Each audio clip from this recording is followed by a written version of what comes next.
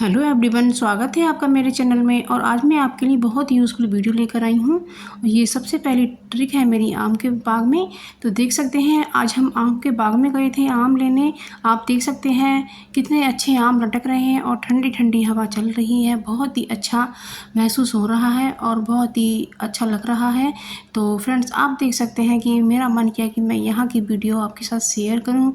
तो मेरा बहुत मन कर रहा था कि इस तरह से आम लटकते हुए आपको दिखाऊं, और मुझे इतना अच्छा लग रहा था कि आपको बता नहीं सकती। और एक मंदिर है, ये एक बड़ का पेड़ है, और यहाँ फ्रेंड्स हम रुके थे और यहाँ बहुत ठंडी ठंडी हवा आ रही थी। तो इससे शिक्षा हमें यह मिलती है कि हमें पेड़ों को बिल्कुल भी नहीं काटना चाहिए। इस चिलचिलाती धूप में हमें पेड़ ही इतना सहारा देते हैं और बहुत ही अच्छी छाया भी देते हैं। तो अब अगली ट्रिक है हमारी, जो ये आम का अचार होता है। जब गुठली पे से हम अचार उतार लेते हैं तो उसके बाद जो बारीक बारीक जो उस पे से गूदा उतारना होता है, तो उसका मैं अचार बना रही हूँ। और कल मैंने इसको चरा करके इसे आज सुखाया है और इसमें मैंने थोड़ी हींग पीस कर डाली है। और मैं इसमें अब लाल मिर्ची पाउडर डाल रही हूँ और थोड़ा सा नमक डाल रही हूँ। और तो फ्रेंड्स, इसमें जो मेरे चाय का पानी है उसे भी मैं इसी में डाल देती हूँ। और इसको मुझे हाथों से नहीं करना है, हाथों में मिर्ची लगेंगी। इस तरह से मुझे चम्मच से अच्छी तरह से मिक्स करके इसे भर देना है। जो इसमें हींग डाला हुआ है उसे इस तरह से मिला मिलाकर इसमें हींग भी अच्छे से एब्जॉर्ब हो जाएगा। तो इस तरीके से आप अचार बना सकती हैं। तो इससे फ्रेंड्स आपका हाथ भी नहीं सनेगा। तो आप मेरे चैनल पर नए हैं तो मेरे चैनल को सब्सक्राइब कीजिएगा और मेरी वीडियो को लाइक शेयर कमेंट कीजिएगा। तो आप अपना हींग का अचार इस तरीके से बनाइएगा फ्रेंड। यदि आप चाहें तो गुठली पर से जो गूदा उतारा जाता है उसका आप छुंदा भी बना सकती हैं, मीठा वाला। तो मैंने ये हींग का अचार बनाया है और ये बहुत ही टेस्टी लगता है। ये मठरियों से भी खाने में टेस्टी लगता है। और ये मेरा फाँकों वाला अचार है, जो मैंने फाँक पहले उतारी थी और उसके बाद वो गूदा उतारा था।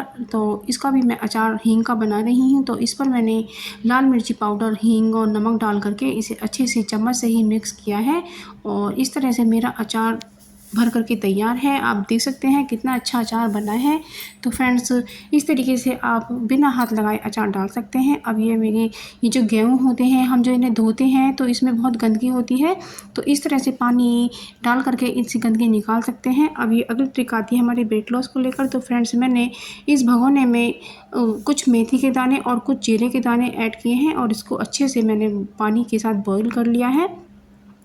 तो बस इसको मैं अब छान लेती हूँ। और छानने के बाद इसको थोड़ा हम ठंडा करेंगे। हमें ये गुनगुना ही लेना है और हमें दिन में 3-4 बार इसे पीना है। तो इससे क्या होता है फ्रेंड्स, हमारा फैट कम हो जाता है और ये वेट लॉस करने के लिए बहुत ही अच्छा तरीका है। और इसमें आप नींबू भी निचोड़ सकते हैं। तो फ्रेंड्स, आप नींबू ज़रूर से ही ऐड कीजिएगा। आप देख सकते हैं कि जब मैं इसमें नींबू निचोड़ूंगी तो ये जो कलर है कितनी तेज़ी से हटेगा। तो इसी तरह से फ्रेंड्स आपका फैट भी हट जाता है। तो आप इसे ज़रूर से करके देखिएगा। तो हमने इसको करके देखा है, इसलिए ही मैंने ये नुस्खा आपके साथ शेयर किया है। तो आप इसे यूज़ करके अपना वेट लॉस अच्छे से कर सकती हैं। तो ये अब अगली ट्रिक है हमारी। तो जो हमारा ये लोहे का स्क्वर होता है, तो इसे हम इस पर गैस पर अच्छे से गर्म कर लेते हैं। तो जो इसमें गंदगी फंसी हुई है वो जलकर निकल जाएगी। तो इससे हमारा जो स्क्वर है बिल्कुल साफ़ हो जाएगा। तो अब ये जो हमारी कैंची होती है ये कुटल हो जाती है। तो इस तरह से आप इस जूने को इस तरह से करिएगा कि तो हमारी ये जो सीज़र है वो शार्प हो जाएगी और अच्छे से कटिंग करने लगेगी। तो ये भी बहुत यूज़फुल सी ट्रिक है। और इसी जूने से यदि इस पर जंग लग गया है तो इस तरह से आप इसे मलकर साफ़ कर सकती हैं। तो अब ये अगली ट्रिक आती है हमारी। तो ये जो हमारे फ्रूट होते हैं जिनमें बहुत महक होती है, ये हमारी सेंध है। तो इसके अंदर भी बहुत ज़्यादा स्मेल होती है। तो जब हम फ्रिज में रख देते हैं तो इनकी स्मेल हमारे दूध में ज़रूर हो जाती है। तो हमने लिए एक कटोरी में थोड़े से चावल और आधा चम्मच चाय की पत्ती। तो मिक्स करके हमने फ्रिज में रख दिया है। तो ये जो चावल और चाय की पत्ती है ये बैड स्मेल को एब्जॉर्ब करेंगे। तो हमारी फ्रिज में और चीज़ों में बैड स्मेल नहीं होगी।